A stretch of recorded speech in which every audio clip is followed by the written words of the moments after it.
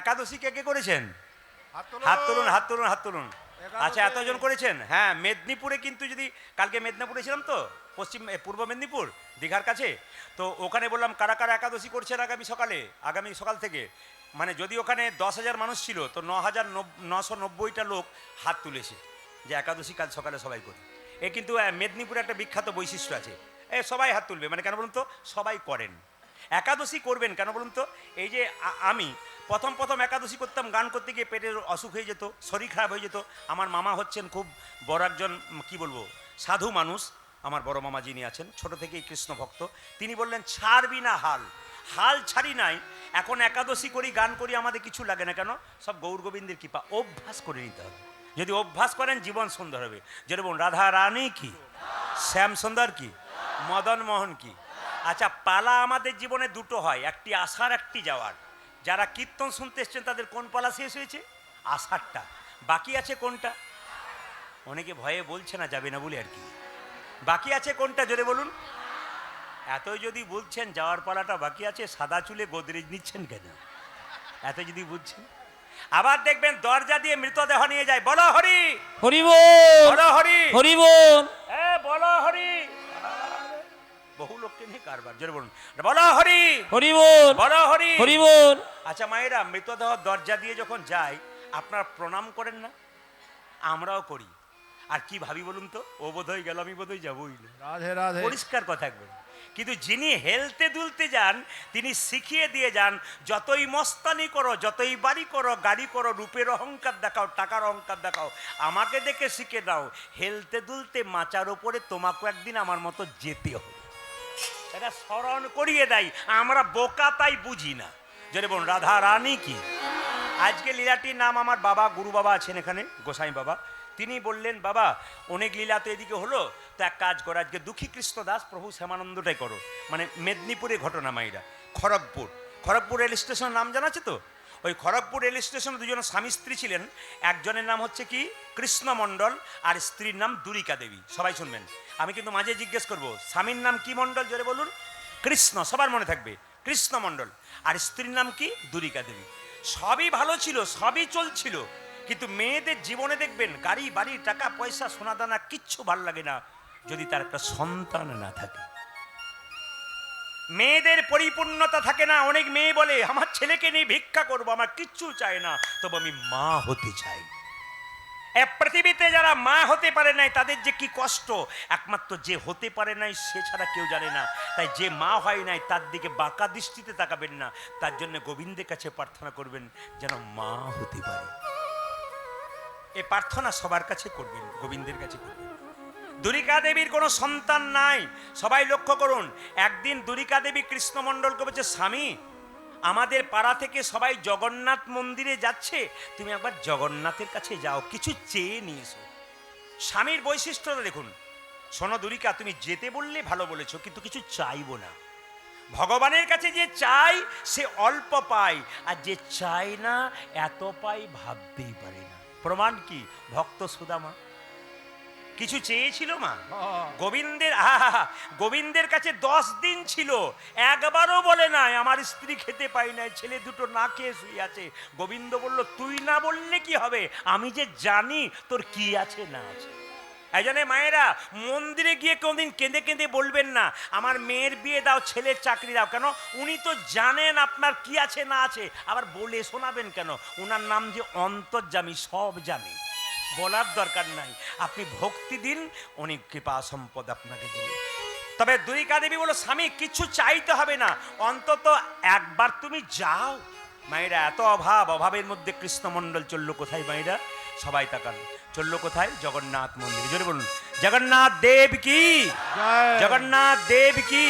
সবাই জয় জগন্নাথ, জয় জগন্নাথ, জয় জগন্নাথ, জয় জগন্নাথ, জয় জগন্নাথ, জয় জগন্নাথ, জয় জগন্নাথ, জয় জগন্নাথ, জয় জগন্নাথ, জয় জগন্নাথ, জয় জগন্নাথ, জয় জগন্নাথ।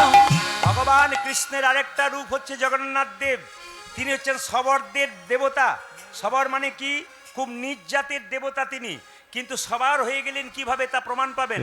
জয় জগন্নাথ, জয় জগন্নাথ, জয় জগন্নাথ, জয় জগন্নাথ, জয় জগন্নাথ, জয় জগন্নাথ, জয় জগন্নাথ, জয় জগন্নাথ, জয় জগন্নাথ, জয় জগন্নাথ, আজ জয় জগন্নাথ, জয় জগন্নাথ, জগন্নাথ স্বামী, জগন্নাথ স্বামী, নয়ন পথ স্বামী, জগন্নাথ স্বামী, স্বামী, নয়ন পথ গামী। বলো জয় জগন্নাথ, জয় জগন্নাথ, জয় জগন্নাথ, জয় জগন্নাথ, আজ জয় জগন্নাথ, জয় জগন্নাথ, জয় জগন্নাথ, জয় জগন্নাথ, আজ জয় জগন্নাথ, জয় জগন্নাথ, জয় জগন্নাথ, জয় জগন্নাথ, জয় জগন্নাথ, জয় জগন্নাথ, জগন্নাথ দেব কি, জয় জগন্নাথ দেব কি। জয়। আচ্ছা বাবা, আজকে এত ডিস্টার্ব কেন বাবু?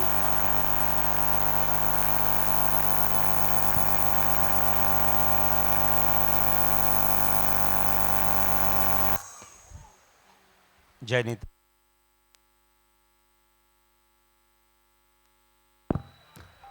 জয় নিতাই,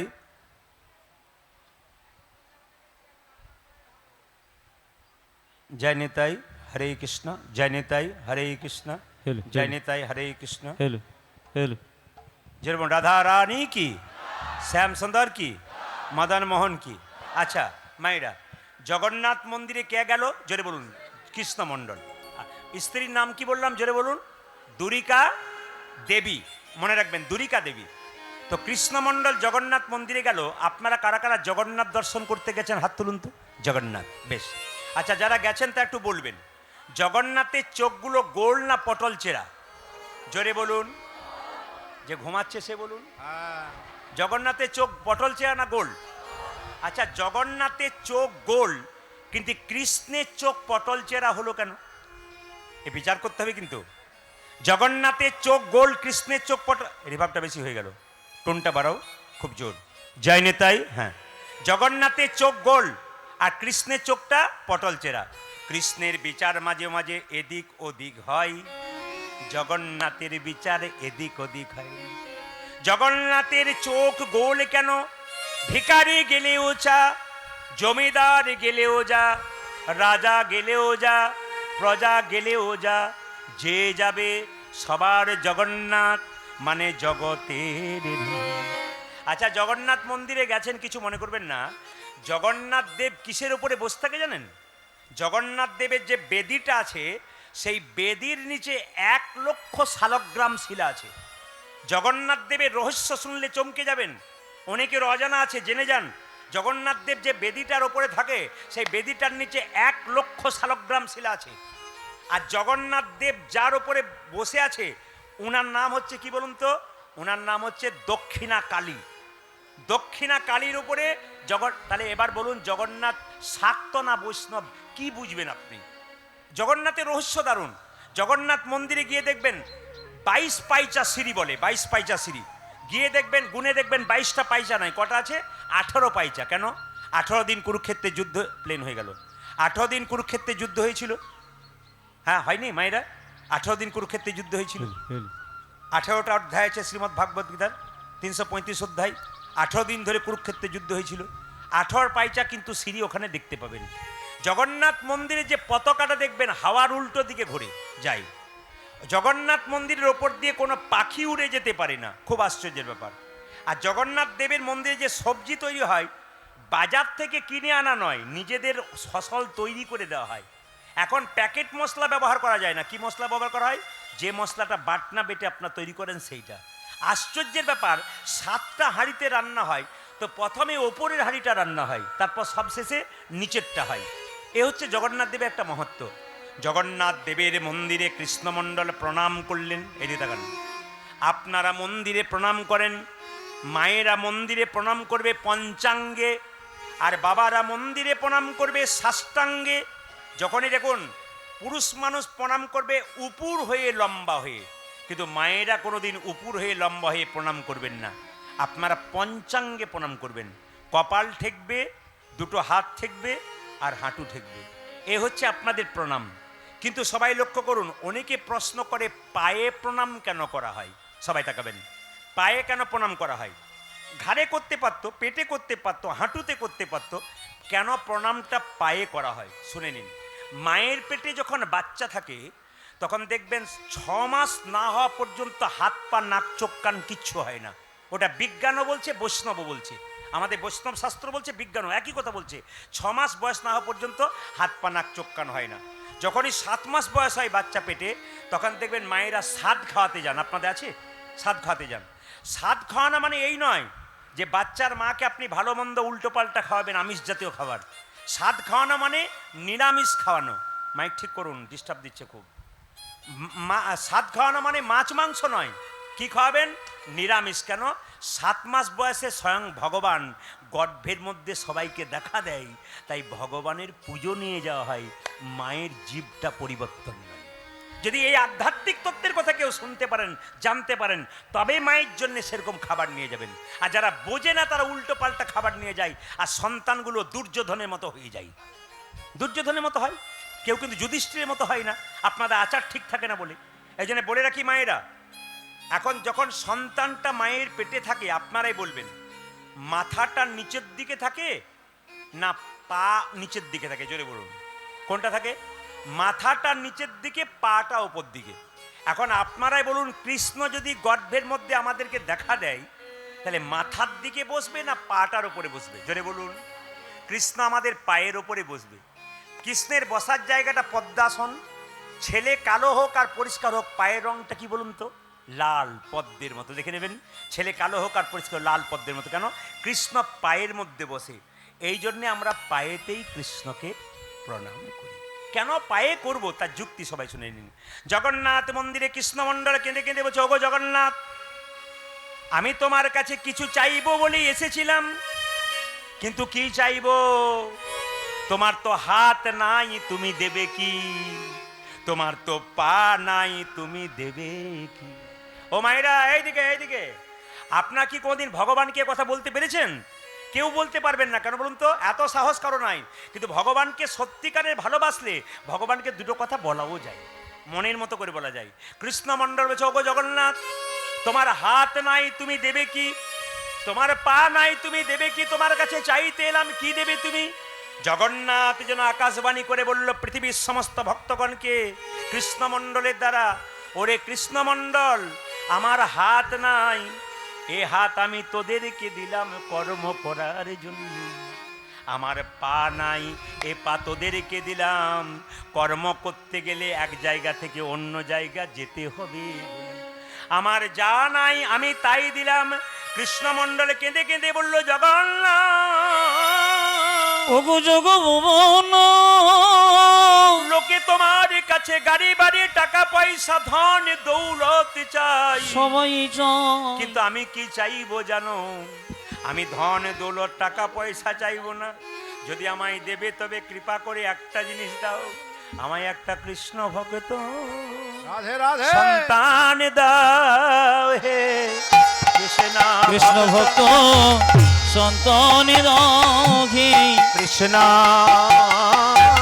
ভক্ত সন্তান দাও হে। ওগো জগন্নাথ,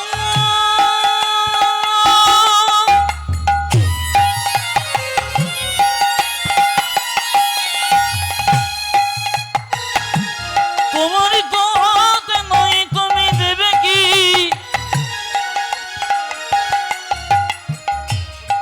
লোকে তো টাকা পয়সা ধনী দৌলতে সবাই চায়, সাফ করুন। আমি তা চাইবো না। তোমার কাছে কি চাইবো জানো? আমায় একটা কৃষ্ণ ভক্ত সন্তান দাও হে। এই অভিলাষ আমার মনে, কৃষ্ণ ভক্ত সন্তান দাও ও যাজে এই অবিলাপ আমার মনে যেন প্রাণ ভরে নাম গাইতে পারি এই অবিলাপি আমার যেন মনে প্রাণ ভরে নাম গাইতে পারি এই অবিলাপি আমার যেন মনে প্রাণ ভরে নাম গাইতে পারি কৃষ্ণ ভক্ত সন্তান দাও আজকে যারা আবার মাইক গন্ডগোল, এত গন্ডগোল হলে কীর্তন করা যাবে না কিন্তু। এতে ভক্তের মন চঞ্চল হবে, আমাদেরও মন চঞ্চল হবে। জয় নিতাই, হরে কৃষ্ণ। আপনি সবসময় নজর দিন ওখানে, আর রিভাবটা বেশি হয়ে যাচ্ছে। টোন বাড়াও, টোন বাড়াও। জয় নিতাই। আচ্ছা মায়েরা বলুন, জগন্নাথ দেব কি? জোরে, জগন্নাথ দেব কি? আচ্ছা বলুন তো, মাটি যদি জলে থাকে ও তাড়াতাড়ি গলে যায় না পাথর গলে যায়? জোরে বলুন, কোনটা গলে যায়? মাটির মতো ভক্ত যারা দেখবেন টুক করে গলে যায়, মানে নিতাই গৌর হরি বল হয়। আর পাথরের মতো ভক্ত যারা তাই কী বলুন তো, যতক্ষণ কৃষ্ণ কথা হয় পাথরের মতোই শক্ত হয়ে বসে থাকে। এখন প্রমাণ হবে, গোবিন্দ কিন্তু এখানে বসে আছেন, রাধা গোবিন্দ। ওনারা দেখছেন কে কতখানি আমার হয়ে এসেছে। যে চটি গুটিয়ে যাবে তাকেও দেখবে, আর যে চটি গুটিয়ে বসবে তাকেও দেখবে।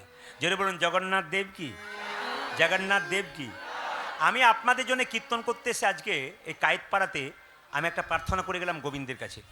আপনাদের টাকা পয়সা গাড়ি বাড়ি হোক আর না হোক, আপনাদের বাড়ি বাড়ি একটা কৃষ্ণ ভক্ত সন্তান হোক। প্রশ্ন বললেন, কৃষ্ণ ভক্ত সন্তান চাইলেন কেন? সচিমাতা নিমাইকে বলেছিল, নিমাই তোর বাবার পিণ্ডটা দিয়াই। নিমাই বলেছিল, মা পিণ্ড দিলে কি হয়?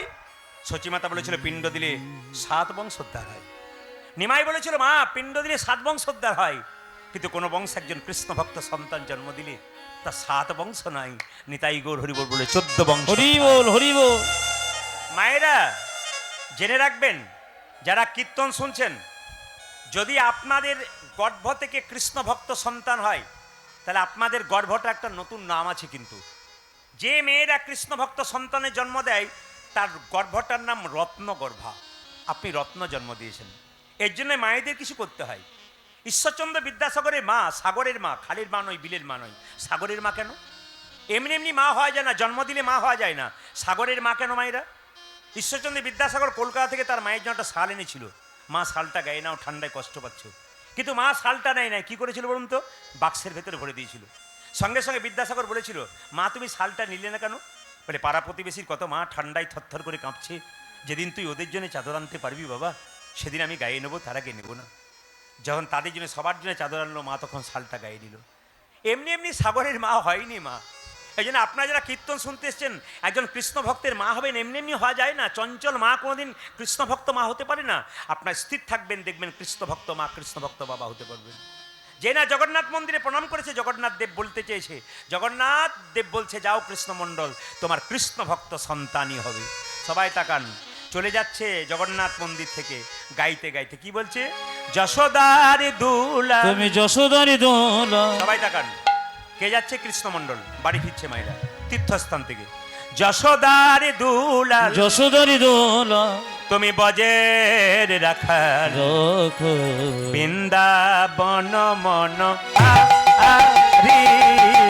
তুমি যশোদারি দোলা, রজের রাখো বৃন্দাবন মন আরি। এই যে যারা যারা তীর্থস্থানে গেছেন ভালো করে শুনবেন, জগন্নাথ মন্দির থেকে ফিরছে কে? কৃষ্ণমণ্ডল বাড়ির দিকে।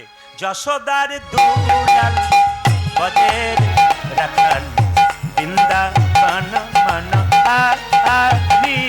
ও তুমি যত জানো তোলাম ব্রজের রাখাল বৃন্দাবন ধন হারে।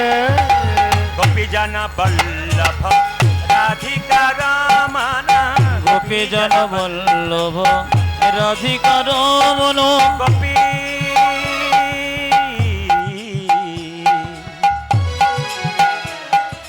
গোপী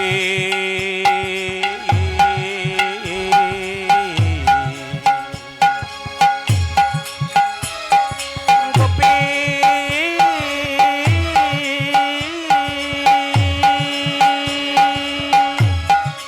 হে কানো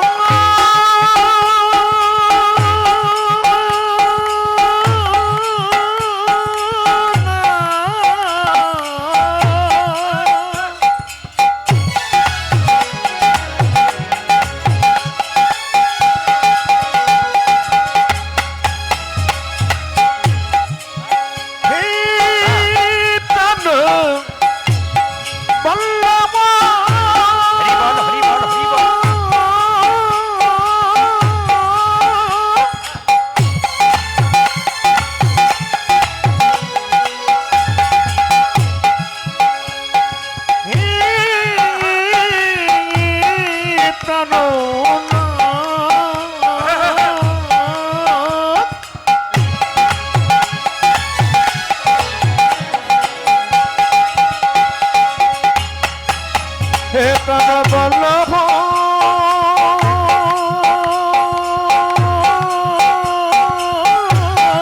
রাধে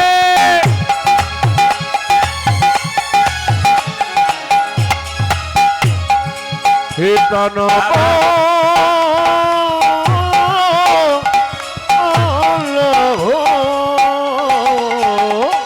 গোপী জন বল্লভ রাধিকার মন জন বল্লভ রাধিকা মামানা গোপী জন বল্লভ রাধিকার মন চিত্ত বিত্ত মন হরে বৃন্দাবন মন হারি উলুধ্বনি যশোদারি দোলা ব্রজের রথ বৃন্দাবন মন হারে ও তুমি যত নাম ব্রজের রাখাল বৃন্দাবন মন হারি তুমি যশোদারি দোলান ব্রজের রথ বৃন্দাবন মন হারে আদি বৃন্দাবন ভান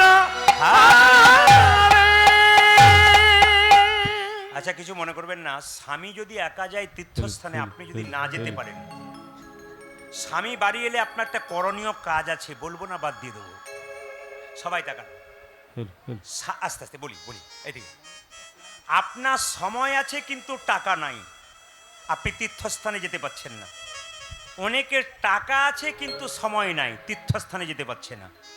তাহলে মায়েরা, যদি কেউ তীর্থস্থানে যায়, সে যদি ফিরে আসে আপনার চাইতে বয়সে বেশি হয়, তাকে একবার প্রণাম করবেন, তীর্থের ফল কিছুটা পেয়ে যাবেন। কি বললাম মাথায় থাকবে তো? আপনাদের পাড়া থেকে 5 জন তীর্থ গিয়েছিল গয়া কাশী বৃন্দাবন, ফিরে এলো, আপনি খবর পেলেন, আপনার চাইতে বয়সে বড়, তাড়াতাড়ি গেলেন, গলায় কাপড়টা দিয়ে পাটা ধুয়ে দিলেন, একটু প্রণাম করলেন, আপনি ফল পাবেন। আপনার বন্ধু গেছে দাদা ভাইরা, আপনি বন্ধুকে একটু আলিঙ্গন করলেন, মায়েরা বান্ধবী গেছে আলিঙ্গন করলেন, ছোট্ট বাচ্চা তার মায়ের সঙ্গে গেছে, তাকে একটু কোলে নিলেন, আপনার অনেকটা পুণ্য অর্জন হলো। সবাই তাকান, স্ত্রী কি করলো? জৈনা স্বামী এসেছে, তার পা দুটো দেখি দেখি দেখি দেখি দেখি দেখি দেখি দেখি তোমার পা দুটো ধুইয়ে দিই। আসলে মায়েরা, উনি ছিলেন সতী নারী। আজকে কথা শুনবেন আগে, সতী নারী কাকে বলে? আস্তে আস্তে, সতী নারী কাকে বলে মায়েদের জানা আছে? সকালবেলায় ঘুম থেকে উঠে যে স্বামীর পা ছুঁয়ে প্রণাম করে, তাকে সতী নারী বলে। আপনারা এতজন কীর্তন শুনতে এসছেন, কে কে সকালে স্বামীকে পা ছুঁয়ে প্রণাম করেন? হাত তুলে দেখান দেখি, দেখুন কজন তুলেছে। আমার বাবা ওইখান থেকে ইশারা করছে, ওখান থেকে দাদারা ইশারা করছে না, এইদিকে এইদিকে এইদিকে। আমি বলতে চাইছি, কে কে প্রণাম করেছেন? কেউ কেউ করেছেন কি? 1-1 জন হাফ হাত তুলেছে, ফুল হাত তুলে নেয়। আবার যারা ডবল ডবল এসছে, তারা দেখছে আমাদেরটা হাত তুললো কিনা, দেখছে আর কি। শুনে নিন, যারা প্রণাম স্বামীকে করেন নাই, সতী নারীর লক্ষণ শুনুন। সকালবেলায় ঘুম থেকে উঠে স্বামীকে প্রণাম করে। এইদিকে কালকে যেখানে গাইছিলাম, যেই না বলেছি স্বামীকে কে কে প্রণাম করেন, একটি মেয়ে সামনে উঠেই বলল, প্রদীপবাবু আমি আপনার ফ্যান, সকাল নাই সন্ধ্যা নাই একবার সব সময় কীর্তন শুনি, আপনার কথা রাখতে পারলাম না। বলে কেন? স্বামীকে প্রণাম করতে পারবো না। বলে কেন? বলছে যে আমার বাবার কান মূলে 5 লাখ টাকা নিয়েছে, আমি প্রণাম করবো না। বললাম সেটা হতে পারে, হয়তো হতে পারে। হ্যাঁ, আজকে কীর্তন শুনে আপনার কাল সকালবেলায়, আজ রাত্রিতে বাড়ি যাবেন, সকালবেলায় ঘুম থেকে উঠবেন আর সবাই স্বামীকে প্রণাম করবেন। দাদারা সব পাগুলো একটু ধুয়ে মুছে শোবেন, আপনাদের কাল সকালে প্রণাম হবে।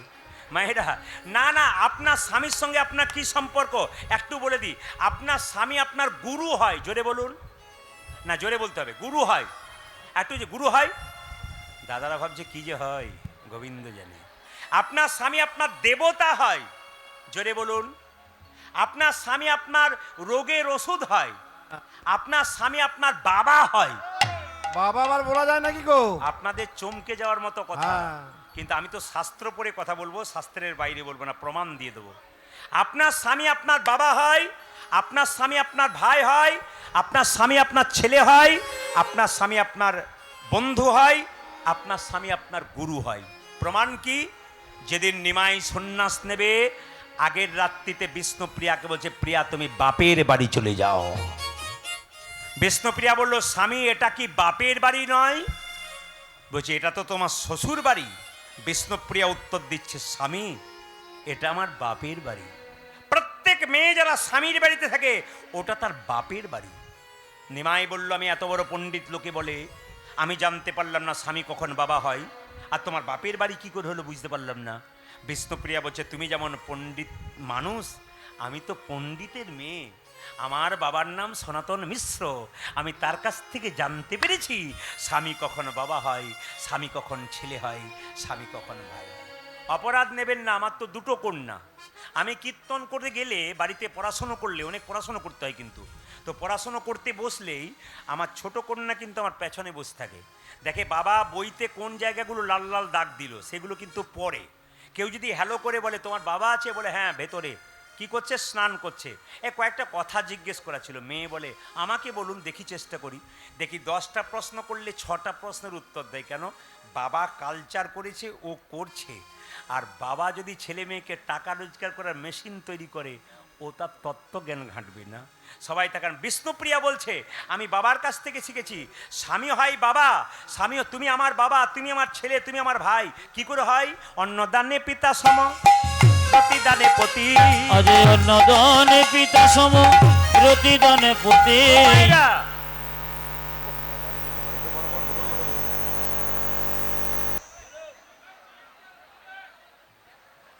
জয় নেতাই। যেমন রাধা রানী কি, রাধা রানী কি, শ্যাম সুন্দর কি, মায়েরা, অন্নদানে পিতা সম, প্রতিদানে পতি।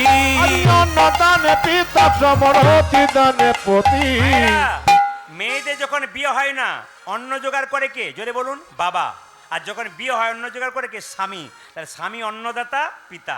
অন্নদানে পিতা সম, প্রতিদানে পতি। কে ভাই অন্নদানে পিতা সম, প্রতিদানে পতি। আর পিণ্ডদানে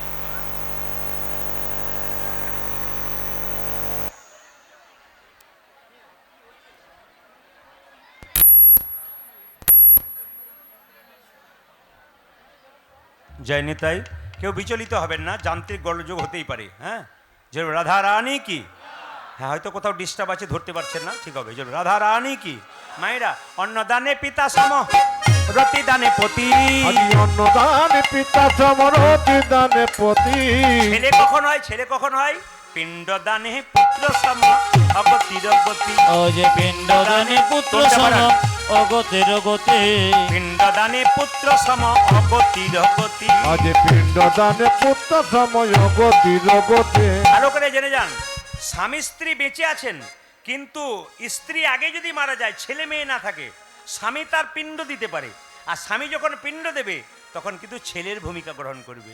পিণ্ডদানে পুত্র সম, অগতির গতি। ও যে পিণ্ডদানে পুত্র সম, অগতির গতি। আবার উপদেশে গুরুতুল্য, সেবাতে দেবতা, রোগেতে ঔষধি সম, বিপদেতে ভাতা। ও গুরু গীতে শুধু সম, বিপদীতে ভাতা। রোগেতে ঔষধি সম, বিপদেতে ভাতা। উদাজি রোগে তেজে প্রতি সম বিপদীতে এই যে, ভ্রাতা। তোমাদের পতি পুত্র প্রতি তোমাদের প্রতি পুত্র প্রতি পিতা, পতি পুত্র প্রতি পিতা, প্রতি পুত্র প্রতি পিতা। পতি হলো পরম দেবতা, পতি পুত্র প্রতি ও পিতা, প্রতি হলো পরম দেবতা। পতি হলো পরম দেবতা। প্রতি পুত্র প্রতি পিতা। প্রতি হলো পরম দেবতা। প্রতি পুত্র প্রতি পিতা। প্রতি হলো পরম দেবতা। প্রতি হল প্রাণ দেবতা। জোরে বলুন, রাধা রানী কি। সবার কাছে নিবেদন রইল, এবার কিন্তু আমাদের দুঃখী কৃষ্ণদাসের জন্ম হবে। মানে জগন্নাথ মন্দির থেকে এলেন, তার স্ত্রী জিজ্ঞেস করলেন, স্বামী তুমি জগন্নাথ মন্দিরে কি চাইলে? এইদিকে দিকে, এই যে কৌতূহল থাকে না, তোমাকে যে পাঠালাম তুমি কি চাইলে? কিছু চেয়েছো কি? আরে তুমি তো চাইতে বারণ করেছিলে। কিন্তু কিছু মনে করো না, আমি চাইবো না ভাবছিলাম, যেন চেয়ে ফেললাম। কি? আমি একটা কৃষ্ণ ভক্ত সন্তান চেয়ে ফেললাম।